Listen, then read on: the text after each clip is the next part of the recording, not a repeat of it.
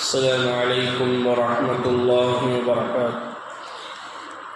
الحمد لله رب العالمين والعاقبة للمتقين والصلاة والسلام على نبي المرسلين وعلى آله الطيبين وأصحابه الطاهرين وكلهم أجمعين، أما بعد.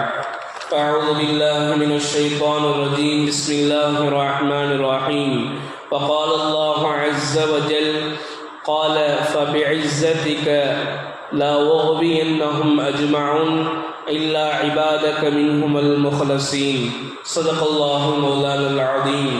وقال نبينا صلى الله عليه وسلم: إن الله لا ينظر إلى صوركم وأموالكم ولكن ينظر إلى قلوبكم وأعمالكم. رواه مسلم. صدق الله مولانا العظيم وصدق رسوله النبي الكريم ونحن على ذلك من الشاهدين والشاكرين والحمد لله رب العالمين. கண்ணியத்திற்கும் மிகுந்த மரியாதைக்கும் உரித்தான் அல்லாஹுவின் நல்லடியார்களே, அல்லாஹுவின் மாபெரும் கிருபையினால் இன்றுடன் தராவி தொழுகையில் 23 ஜுஸுக்கள் முடிவடைந்திருக்கிறது. அல்ஹம்துலில்லாஹ். இன்றைய நாள் ஓதப்பட்ட வசனங்களில் அல்லாஹு ஜல்ல ஷானஹு தஆலா அவனுக்கும் ஷைத்தானுக்கும் இடையில் நடந்த உரையாடலை பற்றி அல்லாஹ் தன்னோடு அருள்மறையாம் திருமறையிலே சொல்லி காட்டியிருப்பான். அப்படி ஷைத்தான் என்ன பேசினான் என்பதாக நாம் பார்ப்போமேயானால், அல்லாஹு ஜல்ல ஷானஹு தஆலா எப்பொழுது ஆதம் அலைஹிஸ்ஸலாத்து வஸ்ஸலாம் அவர்களை படைத்தானோ தன்னுடைய கையை கொண்டு, அப்பொழுது மலக்குமார்களுக்கும் ஷைத்தானையும் சேர்த்து அனைவரிடத்திலேயும் அல்லாஹ் சொன்னான், நீங்கள் ஆதமுக்கு சஜிதா செய்யுங்கள். அதாவது அல்லாஹ்வுடைய கட்டளை ஆதம் அலைஹிஸ்ஸலாத்து வஸ்ஸலாம் அவர்களுக்கு சஜிதா செய்யணும். எல்லா மலக்குமார்களும் சஜிதா செய்து விடுவார்கள், ஷைத்தானை தவிர, இப்லீஸை தவிர. அப்பொழுது அல்லாஹ் கேட்பான், ஏன் நீ மட்டும் சஜிதா செய்யவில்லை? அதற்கு இப்லீஸ் சொல்லுவான், யா அல்லாஹ், ஆதமை நீ மண்ணால் படைத்தாய், ஆனால் என்னை நெருப்பால் படைத்தாய். மண்ணை விட நெருப்பு தான் உயர்ந்தது, அதுதான் உயர்ந்தது. எனவே என்றைக்கும் உயர்ந்த பொருள் தாழ்ந்த பொருளுக்கு அடிபணியாது. எனவே அவரை விட நான் சிறந்தவனாக இருக்கிறேன். எனவே என்னால் அவருக்கு சஜிதா செய்ய முடியாது என்பதாக சொல்லிவிட்டான். உடனே அல்லாஹ் ஜல்ல ஷானஹு தஆலா சொன்னான், இங்கிருந்து நீ விரட்டப்பட்டவனாக ஆகிவிட்டாய், நீ சென்று விடு என்பதாக அல்லாஹ் சொல்லுகிற பொழுது ஷைத்தான் சொன்னான், யா அல்லாஹ், எனக்கு நீ அவகாசம் கொடு, எனக்கு நீ அவகாசம் கொடு. நான் ஆதமுடைய மக்களை நான் நிச்சயமாக வழிகெடுப்பேன் என்பதாக சொல்லுகிற பொழுது ஷைத்தான் சொன்னான், கால வபிஇஸ்ஸத்திக, உன்னுடைய கண்ணியத்தின் மீது ஆணையாக, லா உகுவியன்னஹும் அஜ்மஊன், ஆதமையும் அவருடைய மக்கள் அனைவர்களையும் நான் வழிகெடுப்பேன், இல்லா இபாதக்க மின்ஹுமுல் முஹ்லஸீன், என்றாலும் உன்னுடைய அடியார்களில் எந்த அடியார்கள் இஹ்லாஸான வாழ்க்கை வாழ்வார்களோ, இஹ்லாஸோடு இருந்து கொள்வார்களோ அவர்களை தவிர. அப்ப ஷைத்தானால யாரை வழிகெடுக்க முடியாது? இன்றைய நாளுடைய சிந்தனையே இதுதான். ஷைத்தானால் யாரை வழிகெடுக்க முடியாது என்றால், யார் நல்ல நிய்யத்தோடு வாழ்கிறார்களோ அவர்களை ஷைத்தானால் ஒரு காலம் வழிகெடுக்க முடியாது. இதை சொன்னதுக்கு அப்புறம் அல்லாஹ் சொன்னா, நீ சொன்னது சரிதான், இன்னொரு விஷயத்தை நான் உனக்கு சொல்றேன் அப்படின்னு அல்லாஹ் சொன்னா, நிச்சயமாக உன்னையும் உன்னிலிருந்து இருக்கக்கூடியவர்களையும் உன்னை யார் யாரெல்லாம் பின்பற்றினார்களோ அவர்கள் அனைவர்களையும் அல்லாஹ் காப்பாற்றும். நம்ம அனைவரையும் யார் உன்னை பின்பற்றினாங்களோ அவங்க எல்லாத்தையும் நரகத்திலே நான் நிரப்புவேன் என்பதாக அல்லாஹ் ஜல்ல ஷானஹு தஆலா சொல்லி காட்டுவான். அப்போ ஷைத்தானுடைய அடிச்சுவடுகளை பின்பற்றினால் எங்கு போய் சேர்வார்கள்? நரகத்திற்கு கொண்டு போய் சேருவார்கள். அப்போ ஷைத்தானுடைய ஊசலாட்டங்களை விட்டும் ஷைத்தானுடைய எல்லா விதமான வேலைகளை விட்டும் எது தடுக்கக்கூடியது என்றால் இந்த இஹ்லாஸான வாழ்க்கை தான். எனவே நம்முடைய வாழ்க்கையில் இஹ்லாஸ் இருப்பது அவசியம். இஹ்லாஸ் சொன்னா என்ன? நான் எதை செய்தாலும் என் ரப்புக்கு மட்டுமே நான் செய்வேன். மனிதர்கள் பார்ப்பார்கள், அவர்களுக்காக வேண்டி நான் தொழ மாட்டேன், அவர்களுக்காக வேண்டி நான் தான தர்மங்கள் செய்ய மாட்டேன். இன்னும் சொல்ல போனால் நம்முடைய 24 மணி நேரங்களிலும் நான் என் ரப்புக்காக வேண்டி செய்கிறேன். நபி ஸல்லல்லாஹு அலைஹி வஸல்லம் சொல்லி காட்டினார்கள், ஒரு மனிதன் தன்னுடைய மனைவியினுடைய வாயில் ஒரு கவலம் உணவை ஊட்டுகிறார். ஆனா நியத் எதுவாக இருக்கு தெரியுமா?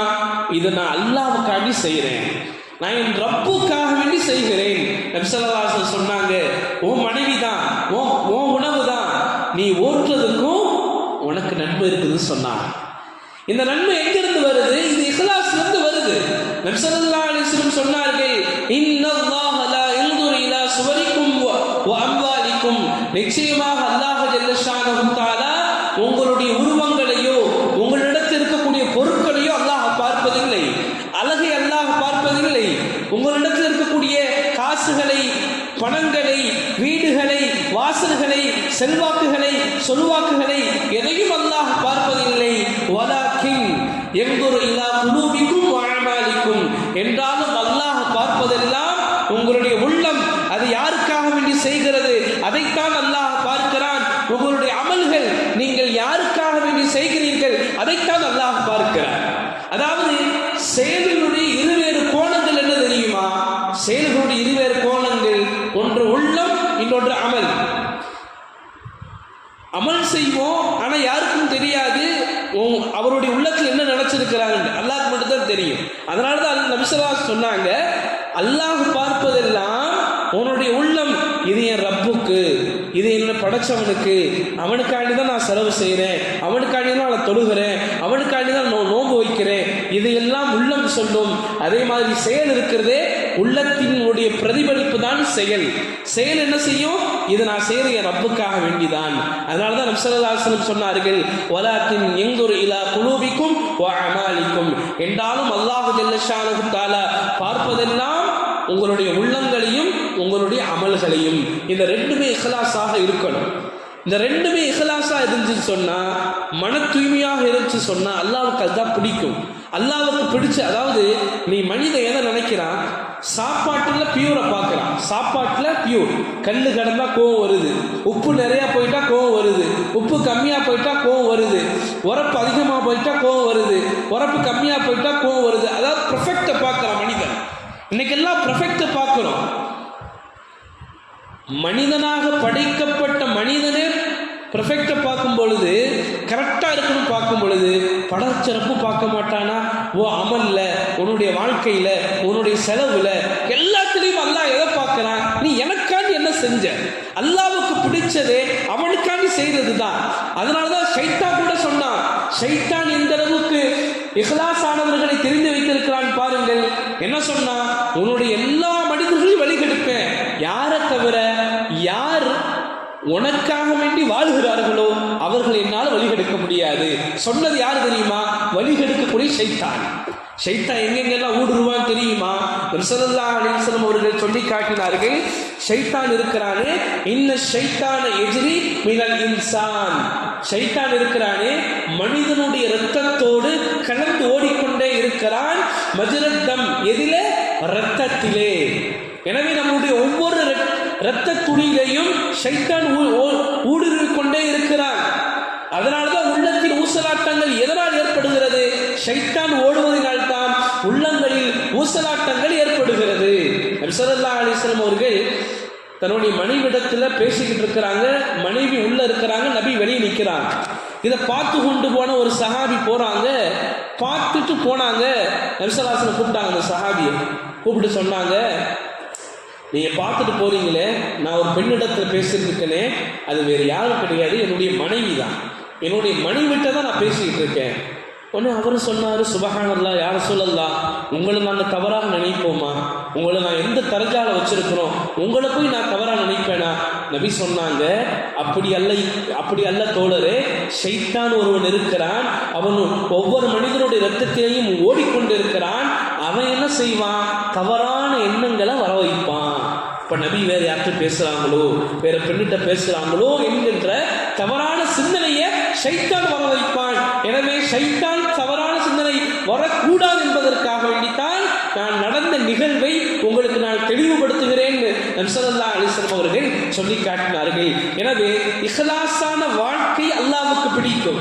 இஹ்லாஸான அமல்கள் நிறைய மாற்றங்களை உண்டாக்கும். ஒரு தடவை 3 நபர்கள் ஒரு பிரயாணத்துக்கு போயிட்டு வந்து கொண்டு இருந்தாங்க. நபி ஸல்லல்லாஹு அலைஹி வஸல்லம் சொன்ன ஹதீஸ் இது. வந்து கொண்டிருக்கும் பொழுது ஒரு குகையில் மழை பெய்யக்கூடிய நேரம், ஒரு குகையில் ஒதுங்கலாண்டு 3 நபர்கள் ஒதுங்குறாங்க. காற்று கொஞ்சம் பலமாக வீசியதின் காரணத்தினால ஒரு பாறை உருண்டு வந்து அந்த குகையினுடைய வாயில அடைச்சிருச்சு. இப்ப பார்க்குறாங்க 3 நபர்களும் இவ்வளோ பெரிய பாறையை 3 பேர்னால தள்ள முடியாது. இப்போ என்ன செய்யறது? நம்ம 3 பேரும் அல்லாஹ்விடத்தில் 2 ரக்காத் தொழுது நல்ல விஷயங்கள் சொல்லி அல்லாஹ்விடத்தில் நம்ம துவா செய்வோம். ஒருத்தர் துவா செஞ்சார், 2 ரக்காத் தொழுதுட்டு, யா அல்லாஹ் எனக்கு பெற்றோர்கள் இருந்தாங்க, நான் தான் அவங்களுக்கு பால் கொடுப்பேன், என்னுடைய மாடுகளில் இருந்து நான் தான் அவங்களுக்கு பால் கறந்து கொடுப்பேன், அதுதான் அவங்களுக்கு உணவு. ஒரு நாள் நான் கொஞ்சம் தூரமாக ஆடை மேய்ச்சிட்டு போயிட்டேன், வர்றதுக்கு தாமதம் ஆயிடுச்சு, வந்து பார்த்தேன் என்னுடைய பெற்றோர்கள் உறங்கிட்டாங்க, எனவே பால் கறந்து அவங்களுக்கு கொடுக்கலான்னு வந்தேன். அந்த நேரத்தில் அவங்க உறங்கிட்டாங்க. இதே சமயத்தில் என் மனைவி இருந்தாங்க, என் பிள்ளைங்க இருந்தாங்க, என் அடிமை பெண் இருந்தாங்க, எல்லாருமே இருந்தாங்க. ஆனால் என்னுடைய தாய்க்கு கொடுக்காமல் மற்ற மனிதர்களுக்கு கொடுப்பதை நான் நேசிக்கல, நான் விரும்பல. எனவே என்னுடைய தாய் தந்தையர்களும் 2 பேர்களும் காலையில் கண் விழிக்கும் வரைக்கும் நான் அந்த பாத்திரத்தை என்னுடைய கையிலேயே ஏந்தி கொண்டு காத்திருந்தேன், எழுப்பாமல். யா அல்லாஹ் இந்த செயல் நான் நிச்சயமாக உனக்காண்டிதான் செஞ்சேன். எனவே நாங்கள் மாட்டியிருக்கிற இந்த ஆபத்தை விட்டு எங்களை காப்பாற்றுவாயாக என்பதாக துவா செய்கிறாங்க. பாறை கொஞ்சம் நகர்ந்தது, ஆனால் வெளியே போக முடியாது. இப்போ 2வது நபர் தொழுது துவா செய்தார், யா அல்லாஹ் எனக்கு சச்சா மகள் ஒருத்தி இருந்தால், அவள் மீது எனக்கு ஒரு ஆசை இருந்தது, அவளை அடைய வேண்டும் என்கிற ஆசை. ஒரு நாள் வற்புறுத்தினேன், ஆனால் அவள் எனக்கு இணக்கமாக அமையவில்லை. ஒரு நாள் அவளுடைய தேவையை என்னிடத்திலே முன்வைத்தாள். நான் அவளுக்கு 120 தங்க காசுகள் கொடுத்து சொன்னேன், எனக்கு நீ உன்னை கொடுக்க வேண்டும் என்பதாக. அந்த நேரம் வந்தது. அந்த நேரத்திலே அவளோடு நான் இருக்கலாம் என்பதாக ஆசை வருகிற பொழுது, நெருங்குகிற பொழுது அவள் சொன்னாள், நீ அல்லாஹ்வை பயந்து கொள் என்பதாக சொன்னாள். எனவே அந்த இடத்திலே காசையும் நான் கொடுத்துட்டேன், வாங்கல, அவளையும் நான் விட்டுட்டேன். என்ன காரணம்? உன்னை நான் பயந்ததின் காரணத்தினால்தான். யா அல்லாஹ் இந்த சிரமத்திலிருந்து எங்களை பாதுகாப்பாயாக என்பதாக துவா செய்தால் பாறை கொஞ்சம் நகர்ந்தது, ஆனால் வெளியே போக முடியாது. இப்போ 3வது நபர் 2 ரக்காத் தொழுது துவா செய்கிறாரு, யா அல்லாஹ் என்னிடத்துல ஒரு பணியால் வேலை செஞ்சாரு, எப்பொழுதும் காசை வாங்கிட்டு போயிடுவாரு, ஆனால் அன்னைக்கு ஒரு நாள் காசு வாங்காமல் போயிட்டாரு வேலை பார்த்துட்டு. நான் அவர் வருவார்னு பார்த்தேன், வரல. அவருடைய காசை நான் என்ன செஞ்சேன்னா கோழி வாங்கினேன், அதுலேருந்து லாபம் கிடைச்சிச்சு, ஆடு வாங்கினேன், அதுலேருந்து ஆட்டு பண்ணைகள் ஆச்சு, மாடு வாங்கினேன், ஒட்டகம் வாங்கினேன், இப்படியாக பல பண்ணைகள் ஆயிடுச்சு அவருடைய காசை கொண்டு. ஒரு நாள் அவர் என்ன செஞ்சாருன்னா அந்த காசை வாங்குறதுக்கு, ஊழியத்தை வாங்குறதுக்கு வந்தாரு. அப்போ நான் அவர்கிட்ட சொன்னேன், எப்பா நீ பார்க்குற இந்த மந்தைகள் எல்லாம் உன்னுடையது தான், ஓட்டிட்டு போன்னு சொன்னேன். அவர் சொன்னார், எஜமானனே விளையாடாதீங்க, நான் சிரமத்தில் இருக்கிறேன், என்னுடைய கஷ்டம் உங்களுக்கு புரியாது, நீங்கள் விளையாடாதீங்க, என்னுடைய காசை கொடுங்கன்னு சொன்னார். நான் சொன்னேன், இல்லைப்பா உன் காசில் உண்டானது தான் இது அனைத்தும் என்பதாக நான் சொன்னேன். நீங்கள் யோசிக்கணும், எவ்வளோ பெரிய விஷயம் செஞ்சிருக்கிறார் பாருங்க.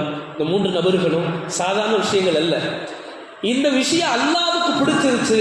அல்லாஹ் என்ன செஞ்சா, இந்த இஹ்லாஸான அமல்களை பொருட்டால் அவர் கேட்கிறார் 3வது நபர், யா அல்லாஹ் இந்த அமல் உனக்காண்டி தான் நான் செஞ்சேன், இந்த பாறை கொஞ்சம் நகர்த்து என்பதாக சொல்லும் பொழுது பாறை முழுவதும் நகர்ந்தது, வழி பிறந்தது. 3 நபர்களும் தன்னுடைய இல்லத்திற்கு சென்றார்கள். காரணம் என்ன? உதவி ஏன் கிடைத்தது? அல்லாஹ்வுக்காக வேண்டி வாழும் பொழுது உதவிகள் கிடைக்கும். ஷைத்தானுடைய ஆதிக்கத்திலிருந்து நாம் பாதுகாக்கப்படுவோம். ஒரு கால் ஷைத்தானுக்கு நாம நண்பன் ஆயிட்டா அல்லாஹ் என்ன சொன்னா, உன்னை யார் பின்பற்றுவார்களோ அவர்களோடு சேர்த்து நான் நரகத்தில் நிரப்புவேன் அல்லாஹ் குர்ஆன்ல சொல்லி காட்டலாம். அப்போ ஷைத்தானிடத்திலிருந்து நாங்கள் பாதுகாக்கணும். ஷைத்தான் ஏற்படக்கூடிய 7 வழிகள் இருக்குது. அதுலேருந்து நம்ம பாதுகாத்து கொள்ளணும். முதலாவது விஷயம், குஃபுருடைய அந்த விஷயத்தை ஷைத்தான் அதிகமாக பரப்புவான், அல்லாஹ்வின் மீது நம்பிக்கை இழக்க செய்வான். இது முதலாவது விஷயம். இரண்டாவது விஷயம், மார்க்கத்தில் இல்லாத புது புது விஷயங்களை ஷைத்தான் செய்ய வைப்பான். இது இரண்டாவது விஷயம். மூன்றாவது விஷயம், பெரிய பாவங்கள் 10 இருக்குது. பெரிய பாவங்கள் 10 இருக்குது. இந்த பெரிய பாவங்கள் அனைத்தையும் செய்ய வைப்பான். இந்த எல்லா விஷயமும் எங்க கொண்டு போய் சேர்க்கும்னா, ஷைத்தானுடைய வலையில சிக்க வைக்கக்கூடிய விஷயங்கள் தான் அந்த 10 பெரிய பாவங்கள். எதிலிருந்து நம்ம தவிர்த்து கொள்ளணும். நான்காவது, சிறிய பாவம். நாம என்ன நினைப்போம், ஒரு சின்ன பாவம் தானே, ஒரு சின்ன பாவம் தானே, அது எங்க கொண்டு போயிடும், பெரிய பாவம் செய்யறதுக்கு தைரியத்தை உண்டாக்கிடும். எனவே சின்ன பாவங்களில் இருந்தும் நாம் நம்மை பாதுகாத்துக் கொள்ளணும். ஐந்தாவது விஷயம், ஹராமான விஷயங்களில் மூழ்கச் செய்வான். என்னென்ன ஹராம் இருக்குதோ, எதையெல்லாம் அல்லாஹ் தடுத்தானோ அதுலெல்லாம் ஷைத்தான் என்ன செய்வானா, ஆசை காட்டுவான். இது எப்படி இருக்கு பாத்தியா, இது எவ்வளவு சுவையாக இருக்குது, இது எவ்வளவு ருசியாக இருக்குது, இதுல நேரம் போறதே தெரியல, இதுல ஈடுபடும்னு ஹராமான விஷயங்கள் அனைத்திலேயும் ஷைத்தான் நம்மை ஈடுபட செய்வான். எனவே அந்த ஹராமான விஷயங்களிலிருந்து நாம் நம்மை தவிர்த்து கொள்வது. ஆறாவது விஷயம், நல்ல காரியங்கள் செய்யலான்னு இருந்தா ஷைத்தான் தள்ளி போட வைப்பான். இப்போ உதாரணமாக ஒரு 1000 ரூபாய் தர்மம் செய்யலாம்னு நினைப்பாரு, நாளைக்கு கொடுத்துக்கலாம் போயிடும், நாளைக்கு கொடுத்துக்கலாம், இப்படியே நாளைன்னு மௌத்து வந்துடும்.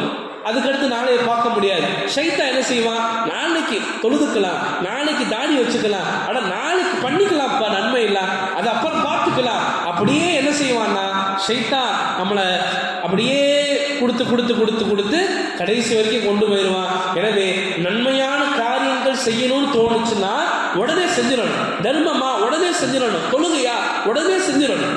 எனவே நல்ல விஷயங்களை நாங்கள் தள்ளி போடக்கூடாது. ஏழாவது விஷயம், அல்லாஹ் காப்பாற்றணும். ஷைத்தான் இருக்கிறான்னு புகழ விரும்ப செய்வான். இப்போ நீ இவ்வளோ தொழுது இருக்கிற, நீ இப்படிலாம் பண்ணியிருக்கிற, மக்கள்லாம் உன்னை பார்த்து எப்படிங்க இவ்வளோ தொழுகிறீங்க, இவ்வளோ குரான் ஓதுறீங்க, இவ்வளோ நோன்பு வைக்கிறீங்க, இவ்வளோ தான தர்மம் பண்ணுறீங்கன்னு அந்த புகழை என்ன செய்வான், எதிர்பார்க்க வைப்பான். நம்ம நன்மை செஞ்சு புகழை எதிர்பார்த்தோம்னு சொன்னா நிச்சயமாக அல்லாவுக்கு நாம இனம் வச்சுட்டோம். அல்லாவுக்கு மட்டும்தான் புகழ் சொந்தம். இப்போ நமக்கு அது சொந்தமாக்கிட்டோம்னு சொன்னா ஷைத்தான் அங்கே வந்து விடுவான். எனவே இந்த 7 விஷயங்களிலிருந்தும் நாம் நம்மை பாதுகாத்துக் கொள்ளணும். அதே போல சில விஷயங்கள் இருக்குது ஷைத்தானை விட்டும் நம்மை பாதுகாப்பது. முதலாவது விஷயம், அஊது பில்லாஹி மினஷ் ஷைத்தானிர் ரஜீம். எப்போ கோவம் வருதோ நபி ஸல்லல்லாஹு அலைஹி வஸல்லம் சொன்னாங்க, நீங்க அஊது பில்லாஹி மினஷ் ஷைத்தானிர் ரஜீம் ஓதுங்க. எப்போ கழுத கத்துதோ அப்போ நீங்க அஊது பில்லாஹி மினஷ் ஷைத்தானிர் ரஜீம் ஓதுங்க. எப்போ கழுத கத்தும்னா ஷைத்தானை பார்த்தா மட்டும்தான் கழுத கத்தும். எனவே அந்த இடத்துல ஷைத்தான் இருக்கிறான். எனவே நீங்கள் அஊது பில்லாஹி மினஷ் ஷைத்தானிர் ரஜீம் ஓதுங்க. குர்ஆன் ஓதும் பொழுது குர்ஆனே சொல்கிறது, நீ ஷைத்தானை விட்டு பாதுகாப்பு தேடிக்கொள். அதோடு மட்டுமல்லாமல் ஒருவர் தன்னுடைய மனைவியோடு இல்லறத்தில் ஈடுபடுகிற பொழுதும் ஷைத்தானை விட்டு பாதுகாப்பு தேடிக்கொள்ளணும் நபி ஸல்லல்லாஹு அலைஹி வஸல்லம் சொன்னாங்க. எனவே இது போன்ற நேரங்களில் நாம் அஊது பில்லாஹி மினஷ் ஷைத்தானிர் ரஜீம் ஓதுவது. இரண்டாவது விஷயம், ஆயத்துல் குர்சி ஓதுவது. நபி ஸல்லல்லாஹு அலைஹி வஸல்லம் சொன்னாங்க, 3 நாட்கள் அபூ ஹுரைரா ரலியல்லாஹு தஆலா அவங்கள சதக்காவுடைய பொருளை பார்த்துக்கிறதுக்காக வேண்டி சொன்னாங்க. 3 நாட்களும் ஒருவன் திருடுனா, 3வது நாள் சொல்லி கொடுத்தா, நான் இனிமே வரக்கூடாதுன்னு சொன்னா நீங்க ஒன்று செய்யுங்க, ஆயத்துல் குர்சி ஓதுங்க, நான் வரமாட்டேன். காலையில் அபூ ஹுரைரா ரலியல்லாஹு அன்ஹு நபிகிட்ட சொன்னாங்க, யா ரசூலல்லாஹ் 3 நாள் திருடுனவன் இப்படி ஒரு விஷயத்தை சொல்லி கொடுத்தான். நபி சொன்னாங்க, சொன்னவன் பொய்யன், ஆனால் சொல்லப்பட்ட விஷயம் உண்மை. ஆமாம், நீங்கள் ஆயத்துல் குர்சி ஓதினால் எந்த வீட்டுகளில் ஆயத்துல் குர்சி ஓதப்படுகிறதோ அந்த வீட்டில் ஷைத்தான் நுழைய மாட்டான் நபி ஸல்லல்லாஹு அலைஹி வஸல்லம் சொன்னாங்க. அல்லது ஒரு கால் ஷைத்தான் இருப்பானேயானால் அவன் வீட்டை விட்டு வெளியேறி விடுவான். எது வரைக்கும்? காலை வரைக்கும் ஷைத்தானால அந்த வீட்டுக்குள்ள வர முடியாது நபி ஸல்லல்லாஹு அலைஹி வஸல்லம் சொல்லி காட்டினார்கள். எனவே நாம் அனைவர்களும் ஆயத்துல் குர்சி மனனம் செய்து வைக்க வேண்டும். எங்களுடைய பிள்ளைகளிடத்துல நாங்கள் மனனம் செய்யுமாறு சொல்ல வேண்டும். நாம இரவு பகலும் ஆயத்துல் குர்சி நாம் ஓதிக்கொள்ள வேண்டும். இன்னொரு ஹதீஸும் ஞாபகப்படுத்துவேன். நபி ஸல்லல்லாஹு அலைஹி வஸல்லம் சொன்னார்கள், எந்த மனிதன் தொழுகைக்கு பின்னால், ஃபர்தான தொழுகைக்கு பின்னால் ஆயத்துல் குர்சி ஓதுவாரோ சொர்க்கத்திற்கும் அவருக்கும் மௌத் ஒன்று மட்டும்தான் தடையாக இருக்கிறது என்பதாக நபி ஸல்லல்லாஹு அலைஹி வஸல்லம் அவர்கள் சொல்லி காட்டினார்கள். எனவே இதையும் நாம் நம்முடைய அமலில் சேர்த்துக் கொள்ள வேண்டும். மூன்றாவது விஷயம், குல் அஊது பிரப்பில் ஃபலக் என்று சொல்லப்படக்கூடிய இந்த சூறாவையும் ஓதிக்கொள்ள வேண்டும். நான்காவதாக குல் அஊது பிரப்பின் நாஸ், சூரத்துன் நாஸ், இந்த சூறாவையும் நாம் ஓதிக்கொள்ள வேண்டும். இந்த 4 விஷயங்களையும் நாம் கடைபிடிப்போமேயானால் ஷைத்தானை விட்டும் பாதுகாப்பு பெறப்பட்டவர்களாக நாம் ஆகலாம். அல்லாஹ் ஜல்ல ஷானஹு தஆலா ஷைத்தானுடைய வலைகளில் விழுவதை விட்டும், ஷைத்தானுடைய அடிச்சுவடுகளை பின்பற்றுவதை விட்டும் நம்மையும் நம்முடைய குடும்பக்காரர்களையும் அல்லாஹ் தஆலா பாதுகாப்பானாக. ஆமீன். வ ஆகிரு தவானா அல்ஹம்துலில்லாஹி ரப்பில் ஆலமீன்.